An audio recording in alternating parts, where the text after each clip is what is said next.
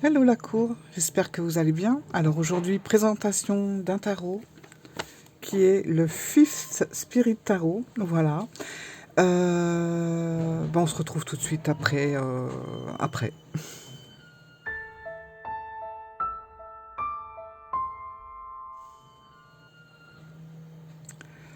Alors, voilà, donc j'ai été attirée par ce tarot pour plusieurs choses, plusieurs raisons. Déjà, c'est tout bête, mais rien que la couleur, ça m'a attirée. Moi, j'aime le vert, hein. Je trouve que le vert avec ce côté jaune blanc cassé un peu, je trouve que ça lui donne un côté très doux. Voilà, donc première chose. Deuxième chose que j'ai été étonnée, mais ça m'a fait vraiment plaisir, c'est que ce jeu est arrivé dans une boîte convenable. Voilà. Il n'est pas arrivé dans une énorme boîte. J'ai horreur de ces suremballages. Je suis désolée de le dire là, mais c'est le moment, vu que là, c'était très très bien. Ces grosses boîtes qui finalement mettent le jeu après dans une petite boîte, c'est le système des poupées russes et franchement, je trouve ça complètement idiot parce que déjà je trouve que c'est pas spécialement écologique, toutes ces grosses boîtes pour rien. Alors effectivement, il y a un livre dedans, mais je sais pas, il y a sûrement un autre système pour éviter de mettre une boîte dans une boîte dans une boîte, et on s'en sort plus. Et puis ça prend de la place, et puis voilà. Allez, ce n'est pas le sujet du jour, mais voilà, je vais vous présenter ce petit tarot que je trouve très sympathique. On va voir ça ensemble. Alors, au début, la boîte, elle était hyper dure à ouvrir. Et puis, à force, ça commence à s'y faire. Et maintenant, c'est un vrai plaisir. Alors, j'ai tout remis, mais ne rêvez pas, je n'ai pas remis les cartes en ordre, hein. Hop. Alors, on a des petites inscriptions, je vais vous montrer ça quand même. Voilà, de chaque côté. Alors là, alors c'est en anglais, hein, le jeu est en anglais. Peut-être qu'il sera traduit. Voilà, on verra. Là, il y a marqué donc. Alors attendez. Alors c'est un jeu queer et inclusif pour un monde qui va au-delà du binaire. Voilà, c'est ce qu'il y a de noté là. Ensuite, c'est joli, je trouve, les inscriptions comme ça à l'intérieur de la boîte. Là, c'est noté où vous vous trouvez. euh, Là, car là où vous trouvez la vérité, vous traversez votre pouvoir. Voilà. Très mal, je suis désolée, je traduis très mal. Laisse ce jeu te guider. Ah oui. Laisse ce jeu te guider vers la vérité, car là où tu vas la trouver, tu trouveras aussi ta victoire, ta puissance, ton pouvoir. Voilà. Bon, en gros, c'est ça, hein. Alors, petit livre, tout en anglais. Je n'ai rien traduit encore, mais bon, voilà. C'est un petit livre classique, carte par carte. Arcane majeur, arcane mineur. On a quelques petits tirages. Je crois qu'il y en a. Oui, il y en a deux, trois quand même. Voilà, à voir. Et puis les cartes. J'ai enlevé le bandeau là. Hop. Qui ne sont pas dans l'ordre, mais vous allez voir. Alors, carte, voici le dos. Réversible, hein, on peut tirer à l'endroit, à l'envers sans problème. Tranche neutre. J'aime bien ce retour aux tranches neutres là. Ça permet je sais pas, de faire ce qu'on veut quand même. Et puis, les cartes, vous voyez, c'est des cartes qui sont cartonnées, mais je trouve ça va la qualité, hein. Bon, c'est comme toutes les cartes, hein. Si vous la pliez, ça se casse direct, hein. Donc c'est pas verni, c'est mat, mais elles sont quand même d'une épaisseur assez convenable, hein. Regardez, le jeu est assez gros. Et voilà. Voilà. Et on est sur un fond blanc jaune un peu, crème, voilà, sur un fond crème. Je suis désolée, hein, mais on va y arriver. Mais je devrais éviter de faire des vidéos le matin parce que mon cerveau n'est pas vraiment réveillé. Alors, vous allez voir, ce jeu, il est original. Il est, je trouve qu'il est tendre, qu'il est doux. En même temps, il montre la réalité. Il n'y a pas de chichi. On montre les choses telles qu'elles doivent être montrées. Euh, on est dans quelque chose de très large, que ça soit au niveau des personnes, au niveau de la façon de voir les choses. Enfin, c'est quelque chose d'assez large. Je trouve également que c'est un tarot qui est assez puissant. Il a une grande force, vous allez voir, par rapport aux illustrations. Il est tout en finesse, tout en délicatesse également. Vous voyez les traits, c'est assez, c'est très agréable. C'est pas assez, c'est que c'est très agréable à regarder. Euh, voilà, il passe pas par quatre chemins. Il va là où il doit aller. Là, des fois là où on l'attend pas aussi. Je trouve qu'il est juste. Je trouve que c'est un jeu assez.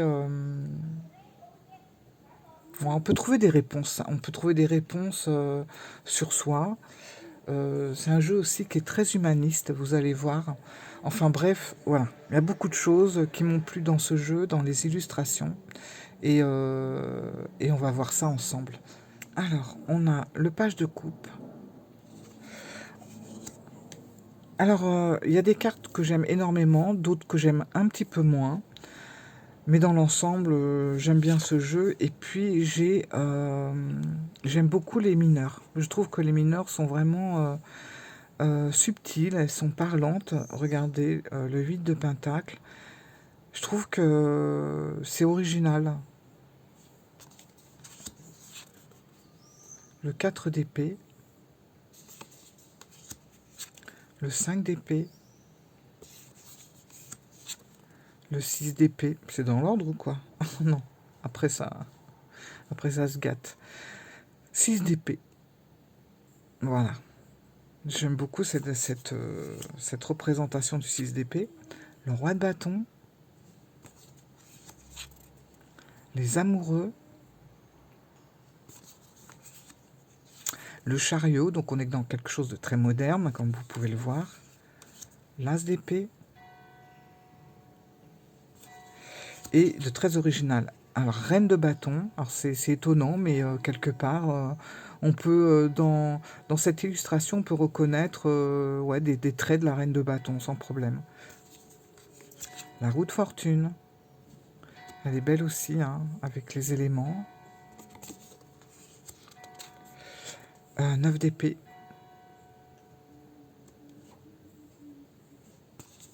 Franchement, quand on compare cette illustration au Rider-Waite Smith traditionnel, c'est quand même parlant et c'est présenté sous une autre forme, sous un autre dessin, mais en même temps, ben, on arrive quand même à une conclusion assez identique.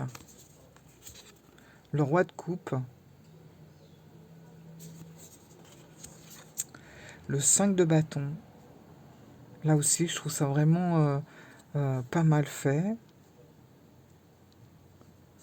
avec les guêpes là-haut. La 7 d'épée. Voilà, c'est pas mal pour représenter le 7 d'épée. Avec, ben, là, on reconnaît, je pense que c'est des œufs de corbeau, puisque les œufs de corbeau sont bleus, en principe. Et là, on a une pie. On a une pie qui a dû voler un collier je ne sais où. Et voilà. Un beau 7 d'épée, comme on n'a pas l'habitude de voir. Le roi de pentacle. Le 7. Le 4 de coupe. Original aussi. Le 3 de coupe, ah oui, la différence. Voilà. Il y a quand même une différence, hein. Le 3 de coupe, là, on voit qu'on va passer un moment quand même convivial, agréable avec ses amis. Là, on est carrément sur autre chose. L'As de Pentacle, je trouve très bien représenté. C'est tout bête, mais fallait y penser. Franchement, voilà. C'est une carte qui parle toute seule. Reine de Pentacle.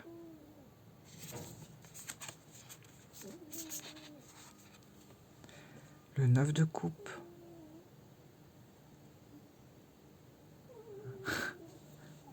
Voilà, c'est pas du tout la même représentation que le rider traditionnel, mais on en arrive à la même conclusion finale. C'est ça que j'aime beaucoup. Le 5 de coupe.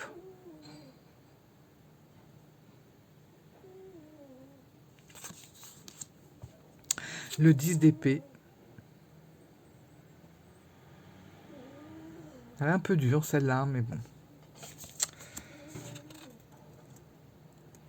Le page de bâton. La justice. Le monde. L'empereur. Le 2 de coupe. Elle est belle aussi celle-là. Franchement, les mineurs, moi, je les trouve fantastiques. Il y a beaucoup d'idées en fait. Le 6 de pentacle.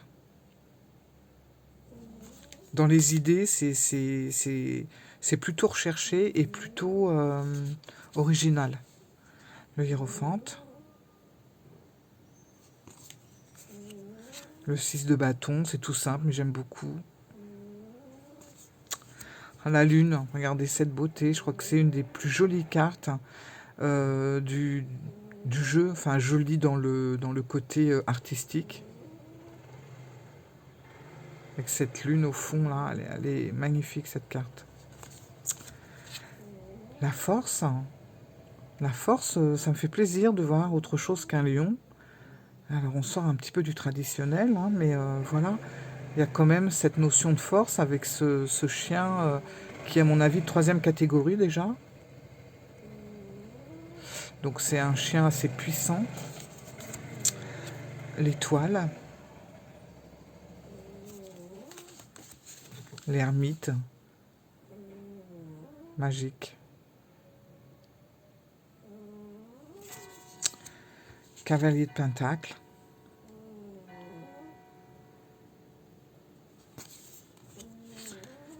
La reine de coupe.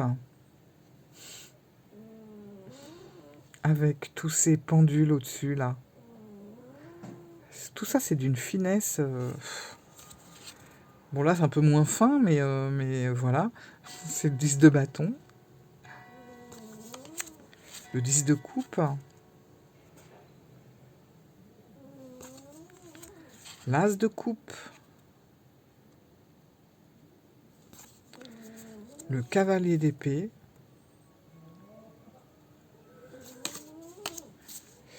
La tour. Là, la tour, on est vraiment dans quelque chose de très négatif. Ouais. Elle est un peu... comment dire? Un peu dur, voilà. C'est pas le mot que je voulais, mais... Le 8 de coupe. Le cavalier de coupe. Le 7 de coupe. Magique. Je sais pas si vous avez remarqué, mais j'ai une église à côté de chez moi. C'est un peu... On entend les cloches depuis tout à l'heure. J'espère que ça n'est pas trop fort. L'impératrice. Celle-là, je l'adore. Je collectionne pas les ciseaux, mais j'ai une passion pour les vieux ciseaux. J'en ai quelques-uns. Donc le 8 d'épée. Avec... là, on voit que ça va couper le ruban. Le 7 de bâton.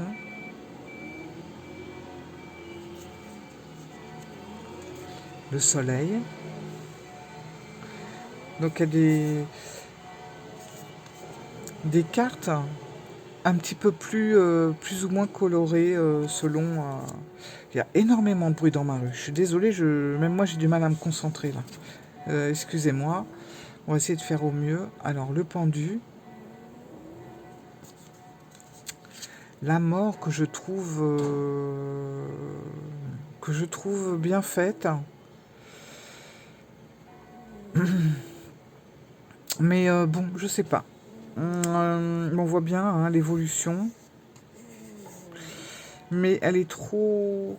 Elle me dérange un petit peu dans le sens où elle est trop directe en fait. Euh, je sais pas. Elle est très bien faite, hein, très très bien, très originale. On comprend tout à fait le cheminement, mais justement, pour moi, c'est pas que ça, quoi. Reine d'épée, la pause, tranquille. 5 de pentacle. Le fou. L'as de bâton. Pas mal. Ah, vous remarquerez que pour les as, à chaque fois, on a le symbole de l'élément. Celle-là est belle aussi, 10 de pentacle. Les couleurs, la finesse du dessin, la douceur des couleurs. Très agréable à regarder. Le jugement. Le 9 de pentacle. Voilà, on n'a pas... souvent, vous avez remarqué, dans les mineurs, on n'a pas forcément de personnages. Et les personnages sont surtout sur les majeurs ou les cartes de cours. Mais sinon, voilà, tout le reste, c'est basé sur des schémas, des petits dessins comme ça, en fait. Le roi d'épée.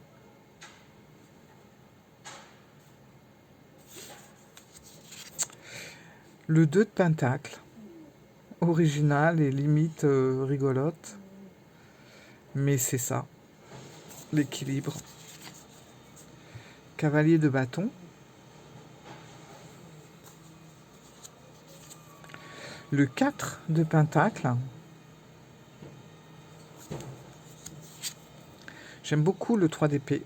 Là, pour le coup, on est sur quelque chose d'original. On est sur un cœur plutôt organique. Hein, et les petites aiguilles avec le fil, comme si on allait un petit peu nous recoudre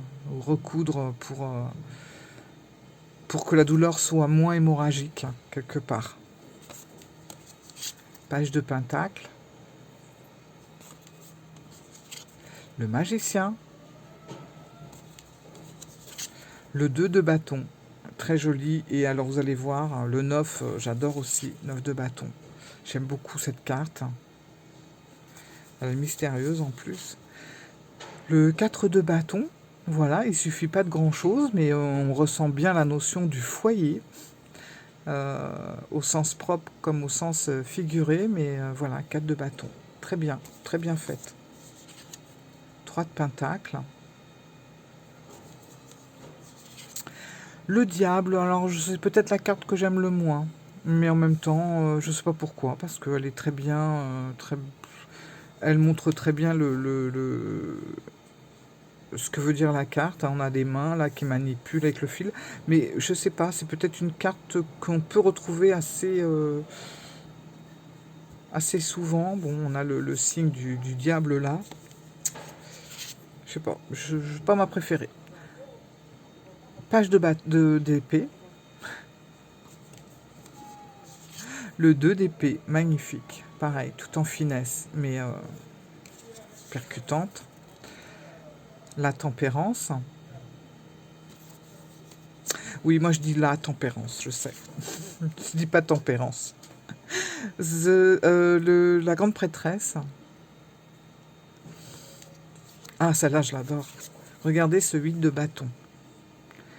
N'est-il pas original? Bon, J'avoue que par les temps qui courent, c'est peut-être pas ce qu'il y a de meilleur à voir. Bon, moi je vis en ville, voilà, hein, ça fait 3 jours qu'on dort pas. Bon, voilà, j'en dirai pas plus sur l'actualité, mais du coup, c'est ça qui me vient en tête. Mais bon, si on sort tout ça, on s'aperçoit que là, le 8 de bâton est très bien vu. Et ça change, surtout. Le 3 de bâton, j'aime beaucoup cette carte aussi. Et on termine avec 6 de coupe, très parlante. Donc voilà, je regarde parce qu'elles sont tellement épaisses les cartes que je me demande des fois s'il n'y en a pas deux. C'est un jeu intéressant à travailler. C'est voilà, il est puissant. Hein, faut pas se fier aux petits dessins comme ça, tout fins, avec des couleurs légèrement pastel dans des tons un peu marron clair. Enfin, il fait doux comme ça. Mais c'est là tout, c'est là tout son potentiel à ce jeu, c'est que il fait doux au visuel, mais il est assez fort en interprétation. Voilà, le dos, qui est vraiment très beau. Donc je suis vraiment contente de vous avoir présenté ce jeu. Qu'est-ce que j'ai fait de la boîte? Euh, Bon, bah c'est fou, je l'avais il y a 2 secondes. Donc je vous dis que je perds la boule. Bon, vous la voyez pas? Vous la voyez pas, hein? Vous êtes comme moi. Bon, truc de fou, j'ai plus la boîte. C'est pas grave. Ah bah elle est là. Oh non. Elle est là. Ouh là là là là. Voilà. Le livre, les cartes, la boîte, on n'en demande pas plus. Et bah, je vous recommande, franchement, si vous aimez ce style-là, un petit peu direct, mais en même temps agréable à regarder, avec de la puissance et puis une imagerie qui est sur de très vastes sujets. Bah écoutez, franchement, je vous recommande ce jeu de Charlie Claire Birgess. Voilà. J'aime pas trop dire les noms parce qu'à chaque fois je déforme tout. Mais en tout cas, c'est un jeu que j'apprécie beaucoup. Voilà. Dites-moi ce que vous en pensez en commentaire. En attendant, bah écoutez, mes amis de la cour, je vous fais plein de gros bisous. Et puis, bah, on se retrouve très prochainement pour je sais pas trop quoi encore. Voilà. Allez, ciao, bye, bisous bisous.